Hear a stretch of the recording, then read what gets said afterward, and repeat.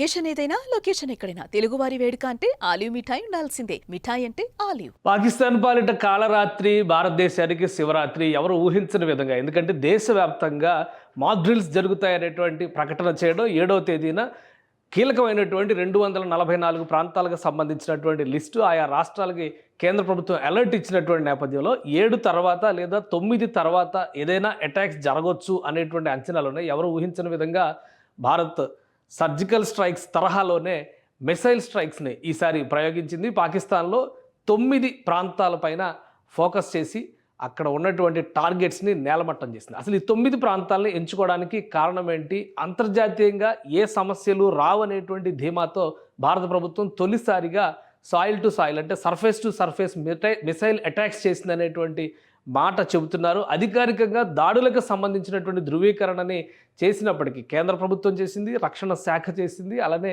Military officers కూడా కొద్దిసేపట్లోనే దీనిపైన clear cut analysis report ప్రజల ముందర ఉంచబోతున్నారు. సో అటువైపు నుంచి పాకిస్తాన్ నుంచి వస్తున్నటువంటి సమాచారం ప్రకారం చూస్తే సివిలియన్స్ పైన దాడులు జరిగాయనేటువంటి ఒక బోటకపు నాటకం మరొకసారి తెరపైకి వస్తుంది. కానీ ఈ 9 ప్రాంతాలని టార్గెట్ చేయడానికి ప్రధానమైన రీజన్ ఏంటనేది ఒకసారి వివరించేటువంటి ప్రయత్నం చేద్దాం. మొత్తం 9 ప్రాంతాలపైన ఊహించని రీతిలో చేసినటువంటి స్ట్రైక్ ఇది, మిసైల్ స్ట్రైక్. గతంలో ఎప్పుడు కూడా ఇలాంటి షార్ట్ రేంజ్ మిసైల్స్ని భారత ప్రభుత్వం ఉపయోగించలేదు, భారత రక్షణ శాఖ ఉపయోగించలేదు. గతంలో చేసినటువంటి దాడులన్నీ కూడా ఫ్రంట్ లైన్ వార్గానే ఉన్నాయి. అందుకనే ఎల్ఓసి పరిధిలో కానీ అంతర్జాతీయ సహజంగా భారతదేశం ఎల్ఓసి పరిధిలో అటాక్స్కి సన్నద్ధమైనటువంటి సందర్భంలో పాకిస్తాన్ అంతర్జాతీయ సరిహద్దుల్లో కవ్వింపులకు పాల్పడడం అనేది పరిపాటి. ఈ క్రమంలోనే యుద్ధం పూర్తి స్థాయిగా మారినటువంటి సందర్భాలు. 2 దేశాల మధ్య 2 సార్లు మాత్రమే పూర్తి స్థాయి యుద్ధం జరిగింది. అది 1965లో ఒకసారి, 1971లో ఒకసారి. తర్వాత జరిగినవన్నీ కూడా పరిమిత యుద్ధాలుగానే మనం చూడాల్సి ఉంటుంది. ఈసారి భారత ప్రభుత్వం టార్గెట్ చేసినటువంటి 9 లక్ష్యాలను ఒకసారి మనం చూద్దాం. ఉగ్రవాదుల శిబిరాలే ఇక్కడ ప్రధానమైనటువంటి ఎజెండా కింద చెబుతున్నారు. అందులో ఉన్నటువంటి అంశాలన్నింటినీ కూడా కేంద్ర ప్రభుత్వం ఇప్పటికే కొంత క్లారిటీ ఇచ్చింది. అధికారికంగా వీటిపైన రక్షణ శాఖ ముఖ్యంగా మిలిటరీ రిపోర్ట్ ఇవ్వబోతుంది. సో ఈ 9 స్థావరాలకు కూడా 100 కిలోమీటర్ల రేంజ్లో ఉన్నవి కూడా ఉండడం ఆసక్తికరంగా ఉంది. గతంలో ఎప్పుడు కూడా 100 కిలోమీటర్ల రేంజ్లో దాడి చేసిన పరిస్థితి లేదు. ఇంకోటి ఏంటంటే 1965 వార్ జరిగినటువంటి సందర్భంలో ఆల్మోస్ట్ లాహోర్ని స్వాధీనపరుచుకునే స్థితిలో యుద్ధం ఆగిపోయింది. మ్యూచువల్ టాక్స్ పేరుతో లాల్ బహదూర్ శాస్త్రి తాష్కెంట్ వెళ్ళడం, అప్పటి ప్రధానమంత్రి అనూహ్యంగా ఆయన మరణించడం, ఇవన్నీ కూడా జరిగిపోయినాయి. ఇప్పుడు ఏకంగా 100 కిలోమీటర్ల అవతల వైపు ఉన్నటువంటి లక్ష్యాలని కేవలం పాక్ ఆక్రమిత కాశ్మీర్లో మాత్రమే కాదు, పాకిస్తాన్లో ఉన్నటువంటి లక్ష్యాలను కూడా సైన్యం ఛేదించింది. అది ఎలా ఒకసారి విశ్లేషిద్దాం. ఇది అంతర్జాతీయ సరిహద్దుకి 100 కిలోమీటర్ల లోపు ఉన్నటువంటి స్థావరాలన్నింటినీ కూడా భారత్ టార్గెట్ చేసింది. ఈ 100 కిలోమీటర్ల లోపు ఉన్నటువంటి స్థావరంలో ప్రధానమైనటువంటిది బహావల్పూర్. ఈ బహావల్పూర్లో జైషే మహమ్మద్ ప్రధాన కార్యాలయం ఉంది. ఒక మాస్క్ అంటే ఒక మినీ సిటీని అక్కడ జైషే మహమ్మద్ చీఫ్ మసూద్ అజర్ రన్ చేస్తున్నారనేటువంటి సమాచారం చాలా కాలంగా ఉంది. భారత ఇంటెలిజెన్స్ వర్గాలు కూడా దీన్ని ప్రపంచం దృష్టికి తీసుకొచ్చేటువంటి ప్రయత్నం చేశాయి. ఇది ఒక ఉగ్రవాద శిక్షణ శిబిరంగా ఇక్కడికి వచ్చినటువంటి వారిని సెలెక్ట్ చేసుకుని తీవ్రవాద క్యాంపులకి తరలిస్తారనేటువంటి ప్రచారం కూడా ఉంది. ఈ కార్యక్రమాలన్నీ నిర్వహించడానికి జైషే మహమ్మద్ ప్రధాన కార్యాలయంతో పాటు అక్కడ ఒక మసీదును కూడా రన్ చేస్తారు. ఆ మసీదుకు వచ్చేటువంటి యువతని ఉగ్రవాదం వైపు ప్రోత్సహించేటువంటి వ్యవస్థలు, వ్యక్తులు అక్కడ ఉన్నారనేది సమాచారం. ఇది చాలా కాలంగా అధికారికంగా ఆధారాలతో సహా భారత ప్రభుత్వం అందించినప్పటికీ చర్యలు తీసుకున్నటువంటి పరిస్థితి లేదు. సో బహావల్పూర్లో ఉన్నటువంటి ఈ టార్గెట్ని కొట్టిపడేసింది.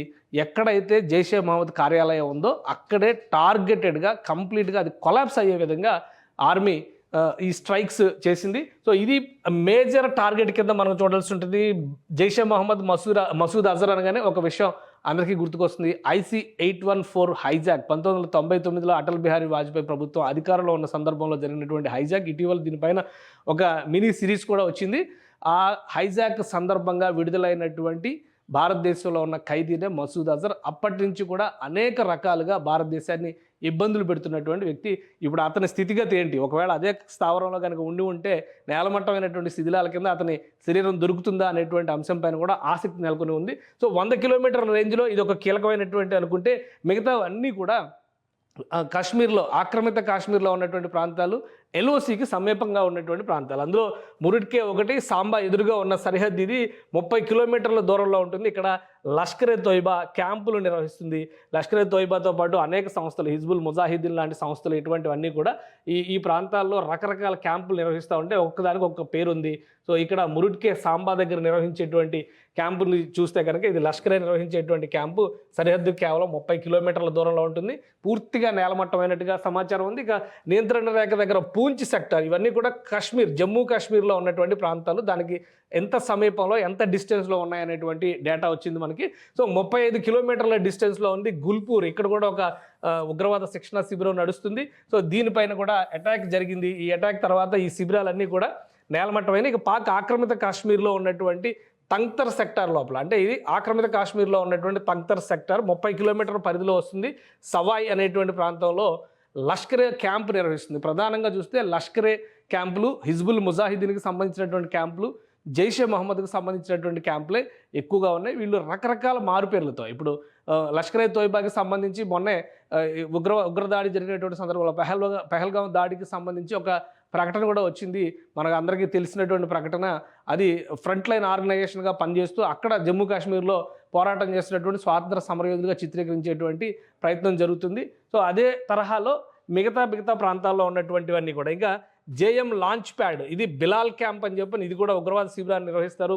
జేఎం లాంచ్ ప్యాడ్ అనేటువంటి దగ్గర ఒక చిన్న స్థాయి క్షిపణి వ్యవస్థ కూడా ఉంది అనేది సమాచారం ఉంది. గతంలో కూడా దీనిపైన అటాక్స్ జరిగినాయి. కార్గిల్ యుద్ధ సమయంలో కూడా ఇక్కడ ఫోకస్ చేసింది భారత సైన్యం. సో అలానే రాజౌరి సెక్టార్కి ఇదే ప్రాంతంలో ఉన్నటువంటి క్యాంపు ప్రాంతానికి పరిసర ప్రాంతాల్లో ఉగ్రవాదులు, శిక్షణ పొందేటువంటి ఉగ్రవాదులు నివసించేందుకు అవకాశం ఉండే విధంగా కొన్ని క్యాంపులను తయారు చేశారు. వాటన్నిటిని కూడా ధ్వంసం చేసింది. ఇవి రాజౌరి సెక్టార్కి ఎదురుగా ఉన్నాయి, 15 కిలోమీటర్ల దూరంలో వస్తాయి. ఇవి జేఎం లాంచ్ ప్యాడ్ పరిధిలోకి వచ్చేటువంటి ప్రాంతాలే. వీటన్నిటిని కూడా ధ్వంసం చేసింది. మొత్తం 9 టార్గెట్లు భారత ఆర్మీ టార్గెట్ చేసింది. కాబట్టి ఈ రాజౌరి ఇవన్నీ కూడా జమ్మూ కాశ్మీర్లో ఉన్నటువంటి ప్రాంతాలు. నియంత్రణ రేఖకు 10 కిలోమీటర్ల పరిధిలో ఉన్న బర్నాలా క్యాంపు, ఇది కూడా రాజౌరి పరిధిలో ఉండేటువంటి క్యాంప్ ఇది. ఇక్కడ కూడా అటాక్స్ జరిగినాయి. సాంబా కతువా ఎదురుగా ఉన్న అంతర్జాతీయ సరిహద్దుకి 8 కిలోమీటర్ల దూరంలో ఉన్నటువంటి సర్జిల్ క్యాంపు. ఈ సర్జిల్ క్యాంపు ఇది జేఎంకి సంబంధించి, అంటే జైషే మొహమ్మద్కి సంబంధించినటువంటి క్యాంపు. ఎక్కడైతే బహవల్పూర్లో ఎంపిక చేసినటువంటి తీవ్రవాదుల్ని, ఈ మధ్య తీవ్రవాదులు ఇంకొక కొత్త స్ట్రాటజీ ఉపయోగించారు. పాకిస్తాన్లో విద్యాభ్యాసం కోసం వస్తున్నట్టుగా కొంతమందిని ఎంపిక చేసుకోవడం, వాళ్ళని తీసుకురావడం, వాళ్ళని తీసుకొచ్చిన తర్వాత ఈ తీవ్రవాద క్యాంపులకు తరలించి అక్కడ శిక్షణ ఇచ్చేటువంటి ప్రణాళికని అమలు చేస్తున్నారు. సో వీటిని అమలు చేసేటువంటి వ్యవస్థల మొత్తాన్ని కూడా కూకటి వేళతో పగిలించేటువంటి ప్రయత్నం భారత ఆర్మీ చేసింది. ఇది జైషే మహమ్మద్కి సంబంధించినటువంటి క్యాంప్ ఇది. అలానే అంతర్జాతీయ సరిహద్దుకు 15 కిలోమీటర్ల దూరంలో ఉన్నటువంటి సియాల్కోట్ సమీపంలో ఉన్న హెచ్ఎం శిక్షణా శిబిరం, ఇది మెహమూనా క్యాంప్ అంటారు. ఇక్కడ కూడా వందల మంది సైన్యంలో ఆర్మీని ధ్వంసం చేసి, అంటే ఈ వందల మంది తీవ్రవాదులను తయారు చేయడం, భారత ఆర్మీని ఇబ్బందులు పాలు చేయడం, ఇవి అంతర్జాతీయ సరిహద్దు సమీపంలో ఉన్నటువంటి ప్రాంతాలు ఇవి. ఒకవైపు పాక్ ఆక్రమిత కాశ్మీరు, మరొక వైపు పాకిస్తాన్ భూభాగంలో ఉన్నటువంటి ప్రదేశాలు. ఈ రెండిటిని కూడా ఈసారి టార్గెట్ చేసింది. గతంలో ఎప్పుడు భారత ఆర్మీ టార్గెట్ చేసినప్పటికీ కూడా కేవలం పాక్ ఆక్రమిత కాశ్మీర్లో ఉన్నటువంటి శిబిరాలపైనే దాడులు జరిగినటువంటి సందర్భాలు ఉన్నాయి. కానీ మొదటిసారిగా పాకిస్తాన్ భూభాగంలోకి స్ట్రైక్స్ జరగడం అనేది ఆసక్తికరమైనటువంటి అంశం. ఇంకోటి, ఇప్పటివరకు వస్తున్నటువంటి సమాచారం ప్రకారం తెలుస్తుంది ఏంటంటే, ఇవన్నీ కూడా సర్ఫేస్ టు సర్ఫేస్ మిసైల్స్ని ప్రయోగించడం ద్వారా చేసినటువంటి విధ్వంసం. ఈ విధ్వంసకాండలో దాదాపు 100 మందికి పైగా చనిపోయి ఉంటారని చెప్పిన అంచనాలు వేస్తున్నారు. కేవలం ఈ బర్నాలాలో జరిగినటువంటి బర్నాలా క్యాంప్లోనే దాదాపు 80 మంది వరకు చనిపోయి ఉండడానికి అవకాశాలు ఉంటాయి అనేటువంటిది ప్రాథమిక సమాచారం. ఇంకా ఏది కూడా కన్ఫర్మ్డ్ రిపోర్ట్ కాదు. అటువైపు పాకిస్తాన్ చెబుతున్నటువంటి మాట మాత్రం కేవలం 8 మంది మాత్రమే చనిపోయారు, మిగతా వాళ్ళందరూ గాయపడ్డారు. పైగా సివిలియన్స్ ఉన్నటువంటి ప్రాంతాలపైన దాడులు జరిగాయనేటువంటి వాదన చేస్తున్నది. కానీ ఒక విషయం ఏంటంటే, సివిలియన్స్ని ఒక షీల్డ్గా తీవ్రవాదులు ఉపయోగించుకోవడం అనేది పరిపాటి. యాంటీ సోషల్ ఎలిమెంట్స్ ఎవరైనా కానీ, వాళ్ళే కాదు, లోకల్గా ఉండే గుండాలు కూడా చేసేది ఏంటంటే, ఊళ్ళల్లో ఉండేటువంటి మనుషులందరినీ కూడా పెట్టి ఊళ్ళ మధ్యలో శిబిరాలు రన్ చేయడం అనేది మనం చూస్తూ ఉంటాం. అదే తరహాలో తీవ్రవాద శిబిరాలని రన్ చేసేటువంటి క్రమంలో చుట్టుపక్కల ఆ తీవ్రవాద శిబిరాలకు సపోర్ట్ చేసేటువంటి స్టాఫ్ కింద కానీ, వాళ్ళకి సానుభూతి పరులుగా ఉన్నటువంటి వ్యక్తులు కానీ, సింపథైజర్స్ని కూడా చుట్టుపక్కల పెట్టడం, ఇది నివాస ప్రాంతం అని నమ్మించేటువంటి ఎత్తుగడది ప్రతి సందర్భంలో పాకిస్తాన్ వేస్తుంది. సో ఈసారి ఆ ఎత్తులు ఏవి పారవు అనేటువంటి అంశాన్ని దృష్టిలో పెట్టుకొని భారత ప్రభుత్వం 2 అంశాలు ఇక్కడ ఆలోచించాల్సింది ఏంటంటే, సెక్యూరిటీ కౌన్సిల్, యుఎన్ సెక్యూరిటీ కౌన్సిల్లో కేటగారికల్గా సీమాంతర ఉగ్రవాదం పైన భారత ప్రభుత్వం చేసినటువంటి ప్రకటన, దానికి సభ్య దేశాలు ఇచ్చినటువంటి మద్దతు, దీన్ని దృష్టిలో ఉంచుకొని అంతర్జాతీయంగా తీవ్రవాదాన్ని పాకిస్తాన్ పెంచి పోషిస్తోందనేటువంటి వాదనని క్లియర్గా తెరపైకి తీసుకొచ్చింది భారత ప్రభుత్వం. ఆ మరుసటి రోజునే దేశవ్యాప్తంగా కూడా యుద్ధ సన్నద్ధతని ప్రకటించి ఆకస్మికంగా ఈ స్ట్రైక్స్ని చేసింది. ఆపరేషన్ సింధూర్ అనేది ఖచ్చితంగా భారత నుదుటిన సింధూరంగా భావించాల్సినటువంటి పరిస్థితిని ఈరోజు ఇండియన్ ఆర్మీ క్రియేట్ చేసింది. సుమన్ టీవీలో మీ పర్సనల్ అండ్ బిజినెస్ ప్రమోషన్స్ కోసం కింది నెంబర్కి కాంటాక్ట్ చేయండి.